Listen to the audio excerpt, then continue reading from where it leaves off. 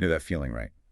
When something big is shifting, maybe at work, a huge reorg is coming down the pipeline, or maybe it's something closer to home in your personal life, but you don't have the details yet. And instantly, your mind just kicks into overdrive, forecasting all the possibilities. You feel that tightness in your chest. Your shoulders might tense up. Your whole body is basically bracing for an impact that hasn't even landed. It really is such a primal thing, isn't it? That deep instinctive reaction. Our oldest brain systems, they just don't do well with information gaps. They hate ambiguity. Right. So when that clarity disappears, the mind starts running these background scripts. What if this happens? What if that happens? How bad could it possibly be? Yeah, the worst case scenarios. Exactly. But here's the thing we often miss. Beneath all that mental churn, the planning spreadsheets, the endless worry loops, the body is actually asking a much simpler, much more profound question. Which is? Am I safe? That's it, fundamentally. Okay. So that's really the heart of what we're diving into today, isn't it? This idea that our reactions, they're not just about the external thing, the situation itself. No, not at all. We're reacting to our internal sense of safety, or often our perceived lack of safety within that situation. It's often unconscious, buried deep. That makes so much sense. Yeah, and when reliable information is missing, fear. Well, fear doesn't exactly knock politely and wait to be invited in. No, it just barges right in. It barges in, assumes command. It kind of sets up shop in the body like this overworked security guard who's constantly scanning for threats, threats that might never even show up. Constantly on edge. Constantly. And this whole deep dive, it's really sparked by some fantastic work by Helen Mediba, particularly her piece, When You Always Expect Something to Go Wrong. A great article. It really is. She gets right to the core of how doubt and that need for control can become these deep-seated survival habits, especially when the body's kind of forgotten how to trust its own resilience. So our mission today, it feels like, it's about moving beyond just, gritting our teeth and coping with uncertainty. Yes. We want to explore how we can actually meet uncertainty, not by trying to outsmart it or predict everything, which is just exhausting, but meeting it through embodiment, through being present in our bodies and using our conscious influence. Okay, embodiment and conscious influence. And we're using Helen Mediba's framework, the pathway to sovereignty, as a guide for this. Exactly. Think of it as an internal map. And sovereignty, in this context, it's not about ruling others, obviously. It's about the capacity to choose your internal state, your own response, regardless of what's happening externally. Choosing your internal state. I like that. Yeah. So our goal today is really to help you, the listener, start to feel the difference in your own body. Can you notice when you're operating from a pattern of control, or maybe a pattern of avoidance, or that third option, that feeling of grounded, calm embodiment? Okay, let's start unpacking that. What is actually happening physiologically? When uncertainty hits hard, what's going on inside the body? Well, it's fascinating, really, how profoundly uncertainty activates the nervous system's hunt for safety. It's almost immediate. When life just doesn't give you the answers you crave, no clear timeline, no definite yes or no, no sense of closure. That limbo state. The pressure to know, just to have the answer, creates almost instant physical tension. Muscles tighten, breathing might get shallow. So the very first question we need to learn to ask ourselves in those moments is, can I feel my patterns happening right now? And those patterns, they show up really fast in our modern world, don't they? I mean, we see it everywhere. Oh, absolutely. People immediately jumping into speculation or frantically trying to gather every last scrap of information, maybe gossiping to try and figure things out. Yes. Or the classic. The doom scrolling, endlessly refreshing news feeds or social media. Right. And on the surface, those things feel productive, don't they? It feels like if I just get enough information, I can somehow control this or prevent the bad thing from happening. That is the perfect description of the survival habit masquerading as productivity. It feels necessary, vital even. But here's the crucial difference. Useful vigilance, true preparation, gathers information so you can act within your sphere of influence. Okay, acting within your sphere. Right. But hypervigilance, like that obsessive doom scrolling, it's often just gathering data to try and predict or mentally manage something that is fundamentally uncontrollable. And the body doesn't register that as helpful preparation. How does the body register it then? It registers that constant scanning as persistent, low-grade danger. It doesn't calm the system. It actually deepens the sense of threat. keeps the alarm bells ringing softly or sometimes loudly in the background. Wow. So it's actually counterproductive to that feeling of safety we crave. Precisely, it digs the hole deeper. I think a lot of people listening will recognize that pattern, that confusion. So where do we draw the line? How do we know when our information gathering is helpful versus when it's just feeding the anxiety? That's the million-dollar question, isn't it? And that's where the concept of the circle of influence becomes so incredibly practical, not as some corporate flowchart, you know? Right, not just for work planning. No, no. As a practice, a way to return to your body's innate wisdom when your mind starts spiraling off into speculating about everything outside your control, the global situation, what someone else might be thinking, the future outcome of a project. So what do you do in that moment? You practice consciously bringing your attention back to what you can actually influence right here, right now. Which is? Usually it boils down to a few key things. Your breath, your immediate physical sensations, your internal state, can you soothe yourself? The direction of your focus, what are you choosing to pay attention to? And your immediate response, how will you act in this moment? Okay, breath, body, focus, response. That feels manageable, tangible.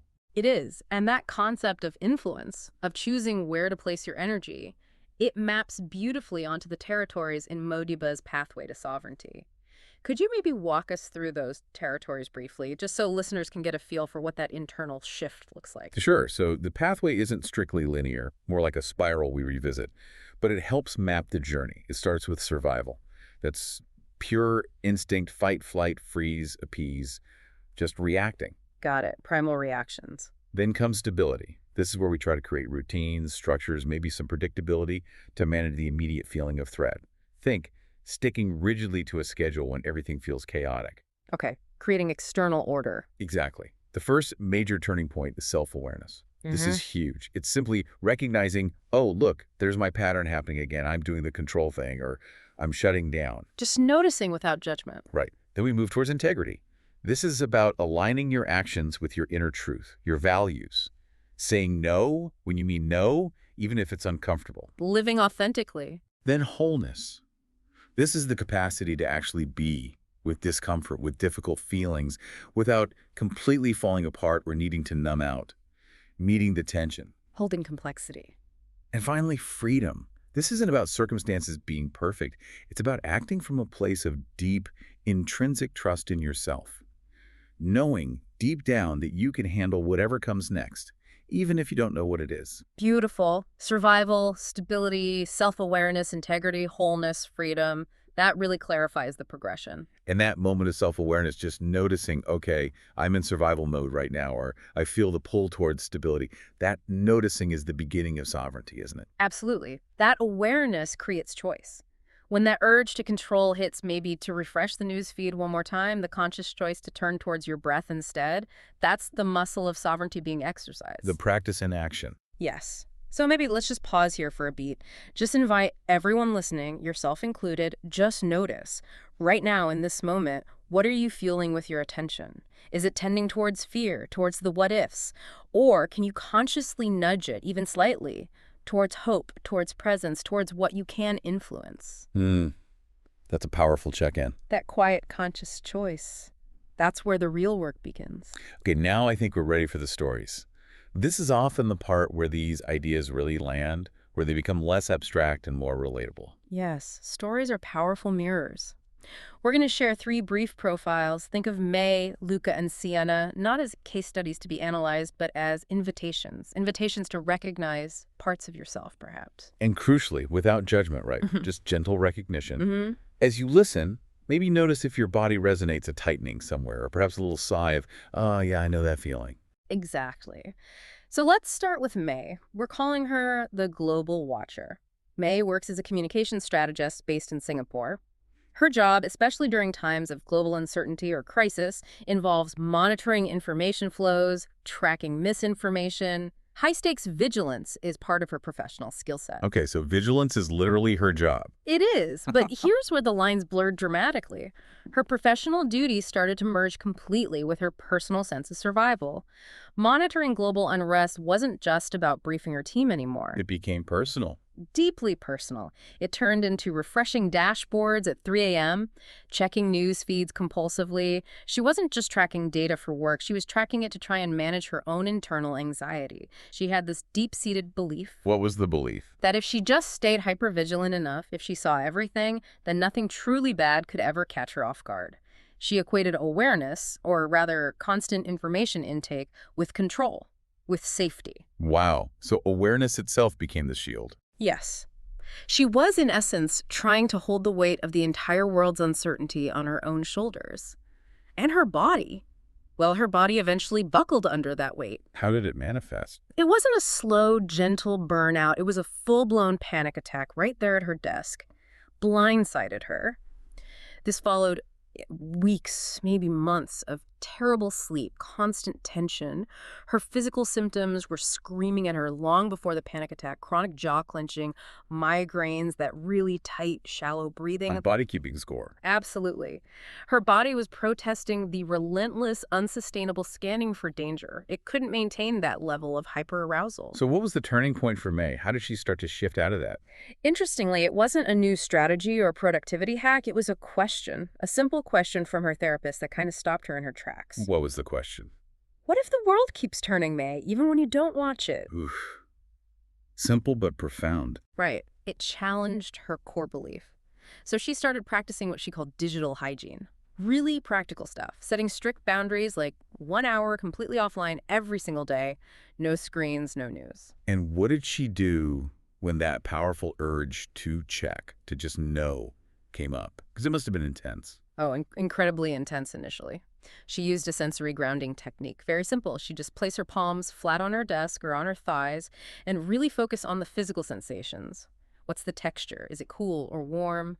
Noticing the feeling of pressure, of resistance. She'd stay with those physical sensations until that urgent need to check the news just lost its grip, softened. Bringing herself back to the present moment through her senses. Exactly. Her big lesson, the shift she made on that pathway, was from survival, where monitoring was safety through self-awareness, realizing the pattern, and eventually towards freedom. She learned that control and safety are absolutely not the same thing, and that caring deeply about the world doesn't require carrying its weight entirely on your own. Control is not safety. Caring does not require caring. That's powerful. Yeah. Okay, let's pivot now. A very different response pattern. Tell us about Luca, the forced optimist. Yes, Luca. He's a co-founder of a creative agency in Rome.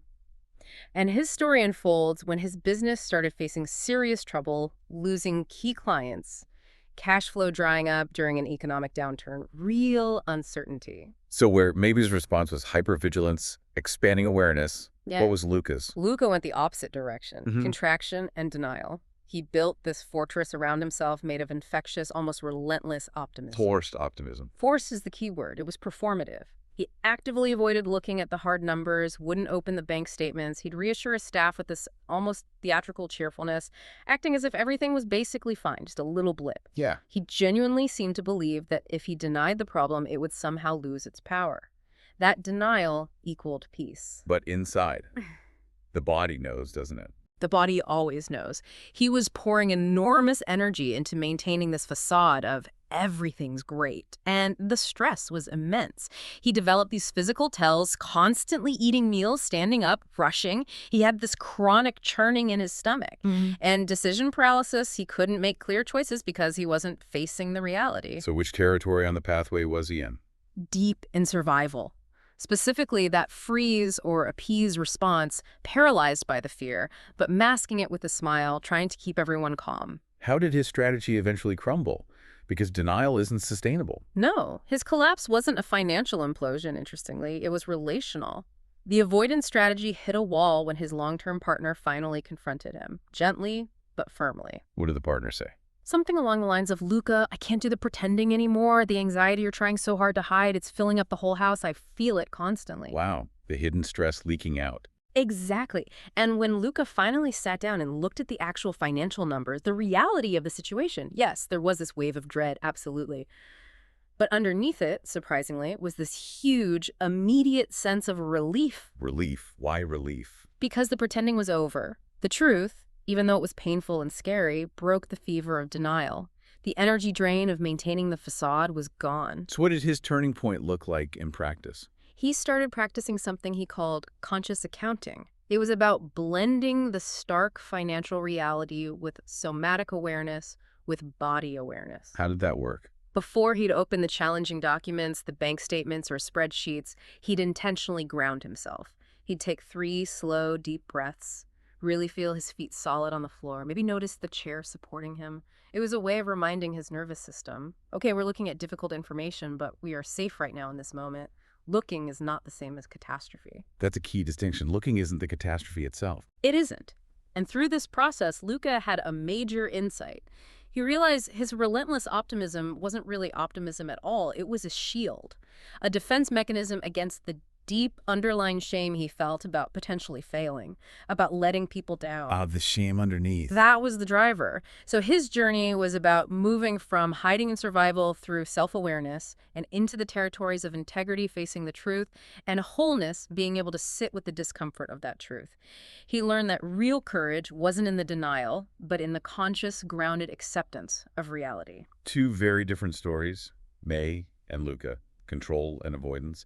Before we get to Sienna, maybe let's just touch on judgment again, because listening to these, it's so easy to think, oh, I'm definitely a May, or I do the Luca thing. It is easy, isn't it? And that little voice inside that immediately starts criticizing, why do I always avoid things? Or I need to stop being such a control freak.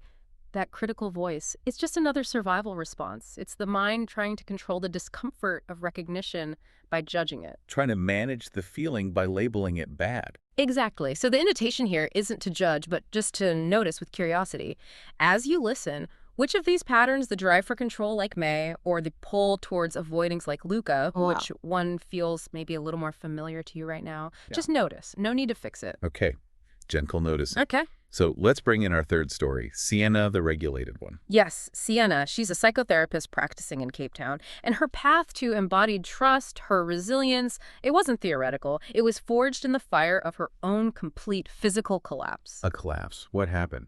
Years ago, she was doing intensive humanitarian aid work, pushing herself relentlessly, ignoring all the signals from her body until she literally fainted from sheer exhaustion and burnout, just collapsed. Wow. Rock bottom. Pretty much. And that experience, the slow process of rebuilding her health and her relationship with herself, taught her the absolute core lesson of what we're talking about today. Which is? That regulation, finding the inner calm and stability, isn't about eliminating discomfort or tension entirely. That's impossible and maybe not even desirable. It's about learning to stay consciously present with the discomfort without being overwhelmed by it. Staying present with it, not trying to escape it or control it. Exactly. She learned viscerally that safety isn't found in predicting the future perfectly or controlling every variable. True safety, deep safety, comes from a responsive, moment-to-moment connection with yourself, with your own inner state. So how does this show up in her life now as a therapist? How does she embody this? She really models those territories of integrity and wholeness. For example, when she's sitting with a client who is recounting a crisis, she naturally feels an empathic response, right? Her own chest might tighten. She might feel a flicker of anxiety. That's normal. The mirror neurons. Precisely. But instead of pushing that feeling away or getting swept up in the client's story, she does something subtle. She gently grounds herself, maybe feeling the cool surface of the wall behind her back, or consciously noticing her feet planted firmly on the ground. Just a brief internal check-in. A micro-regulation moment. A micro-regulation moment. And then she returns her full attention to the client. She's not trying to control the client's feelings or outcome. She's tending to her own regulation so she can stay present and supportive. That really highlights the circle of influence again, doesn't it? She focuses on what's hers to manage her internal state. Perfectly put. Her story is the living practice of staying within that circle of influence. She still experiences uncertainty. Of course, life brings it. Her clients bring it. But she seems to have cultivated a deep peace with uncertainty.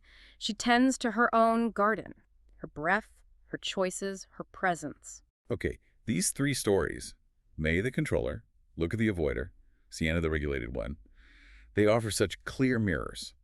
Now, let's try and weave them together a bit. What happens when these patterns interact? Say, if May and Luca were trying to work together on a stressful project. Oh, that's a fascinating thought experiment. You can almost see it playing out, can't you? They would likely dysregulate each other perfectly. How so? Well, May's hypervigilance, her need for constant updates and control, would likely trigger Luca's avoidance. He'd feel overwhelmed, maybe shut down, offer platitudes instead of data. Right. And his lack of concrete information or perceived avoidance would then... Exactly. It would totally confirm May's worst fears. See, if I don't stay on top of everything, it all falls apart. No one else is watching. Her anxiety would spike, leading to more checking, more demands for control. Which would make Luca retreat further. Precisely. They end up amplifying each other's core survival response. Her fight energy fuels his freeze-flight energy, and vice versa. It's a classic co-dysregulation loop. That happens so often in relationships, in teams, doesn't it? We trigger each other's patterns. Constantly. Sure. And that synthesis, seeing how these patterns interact, that's really a key takeaway for all of us. We all contain aspects of May, Luca, and Sienna. We oscillate between these patterns, sometimes moment to moment. So the pathway isn't a ladder we climb and finish. Not at all. It's much more like a spiral, or maybe different rooms in a house we revisit. We might be solidly in wholeness in one area of life, and then a new crisis hits, and boom, we're back in survival mode, reacting instinctively. And that's okay. The invitation isn't to pick a side, I must be Sienna. What is the invitation then? It's to choose a state. Can you cultivate the awareness, the self-awareness, to notice which pattern is currently running the show? And can you then make a conscious choice to regulate your nervous system first before you try to reason your way through the problem or react from that triggered place? Regulate before you reason. Regulate before you reason. I like that. Yeah. So maybe we can practice choosing a state right now. A little moment of embodied reflection for everyone listening. Yes, let's. A brief grounding. If it feels safe and comfortable for you to do so, maybe just allow your eyes to soften or close. And if you're able, perhaps sit up a little straighter, creating space in your torso. Take a slow, easy breath in through your nose, feeling it travel down into your belly if possible. And then just a gentle exhale through your mouth, letting go of any tension you might be holding in your jaw or your shoulders. Release the breath fully. Take another like that. Slow inhale. And a soft, easy exhale. Just feel the physical sensation of your body being supported. Maybe the weight of your body in the chair or the solid ground beneath your feet. Notice the air on your skin. Maybe listen to the sounds in your environment, just letting them wash over you without needing to label them. This simple act of arriving in the present moment, through your senses, through your breath, this is where you access integrity. This is where you access wholeness. You're here, right now, not lost in future worries or past regrets, just here. Thank you for that. It brings us back to that deeper question Helen Modiba poses, doesn't it? Yes. When uncertainty inevitably visits, because it will, can you stay long enough? Can you stay present long enough to meet yourself, your own feelings, your own bodily sensations before you meet the story? Before you get swept away by the narrative, your mind is spinning about what it all means. Meet yourself before you meet the story. It's a practice. And this leads us towards something quite profound, almost paradoxical. With that? It's about joy. The body, the nervous system, that learns how to meet uncertainty without habitually collapsing into hypercontrol or numb avoidance. It discovers something quite unexpected underneath the fear. It's something underneath fear. Yes, a foundational capacity for presence, a resilience. And it feels, well, strangely, it can feel like a deep, quiet sense of joy. Joy. Even amidst uncertainty. That sounds counterintuitive. It does, doesn't it? But it's not the giddy joy of getting exactly what you wanted or having everything perfectly predictable. It's a different quality of joy. It's the deep, essential okayness, the aliveness that comes from being fully present to whatever is right now, even when the future is completely murky. It's the joy of inhabiting your own life fully. The joy of presence itself. That's it.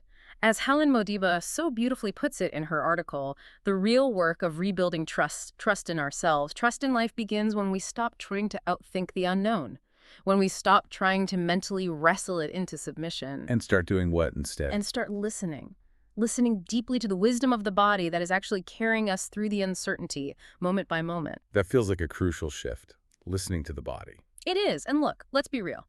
Many of us listening, maybe most of us, are facing significant uncertainty right now. Whether it's in our work, in the wider world, shifts in our health, or personal lives, uncertainty is a companion. It's part of the human condition. It absolutely is. And while we don't control the ultimate outcome of most of these things, we absolutely can influence how our body, how our nervous system receives and processes that uncertainty. So it comes back to that conscious influence. Yes, practice joy, that quiet, present joy as an active influence. Choose grounding over relentless speculation. Choose presence over panic. Choose to inhabit your life fully, right here, even with the questions unanswered. For listeners who feel drawn to exploring this more deeply, perhaps finding practical ways to cultivate that steadiness during change. You mentioned a resource. Yes. For those interested in a guided exploration, there's a journaling journey called Your Path to Choosing Joy. It's structured as a 21-day process, really designed to help define what brings you meaning, what keeps you steady, and how to consciously release some of those old survival habits, the control, the avoidance, and step more fully into that sense of inner sovereignty. A tool for practice. Exactly. But whether you use a journal or simply practice those grounding moments we talked about, the core principle remains the same. And perhaps this is the final thought we can leave everyone with today, something to carry forward from this deep dive. What's the thought? You don't need to predict the future to prepare for it. You only need to stay with yourself. You don't need to predict the future to prepare for it. You only need to stay with yourself. That feels like a grounding place to end. Climb the staircase, breath by breath, with compassion and presence we rise from stress, from fear to peace, from shame to grace. Climb the staircase to sovereignty. When you feel unsafe, too much to bear, you shut down a flare, you vanish or glare, your heart beats fast, your breath runs tight, you just want out or to make it right. That's survival, the you that just wants to survive. What you feel is complete powerlessness, a cry for safety, not for success. Climb the staircase, breath by breath, with compassion and presence we rise from stress, from fear to peace, from shame to grace. Climb the staircase to sovereignty. When you feel the pressure to fix or prove, you hustle hard, you never stop or move. You shrink your voice to keep control. You manage the threat, but it takes a toll. There's stability, the you that's trying to keep things intact. What you feel is the pattern unwind. You are no longer lost in the mind. Climb the staircase, breath by breath, let presence be your steady lift. From fear to peace, from shame to grace, climb the staircase to sovereignty. When you feel the courage to live what's true, to honor your values and what you do, you choose your voice without defense, even if the world stays tense. That's integrity, the you that remembers what you stand for. What you feel is steady ground. Truth walks with you, strong and sound. Climb the staircase, breath by breath, let your truth be the lift through doubt. From fear to peace, from shame to grace, climb the staircase to sovereignty. When you feel unshaken, calm inside, you no longer chase or need to hide. You know your worth is not up for trade. You walk through life unafraid. That's freedom, the you that trusts the road ahead. What you feel is space to be rooted, open, wild and free. Climb the staircase, breath by breath, with compassion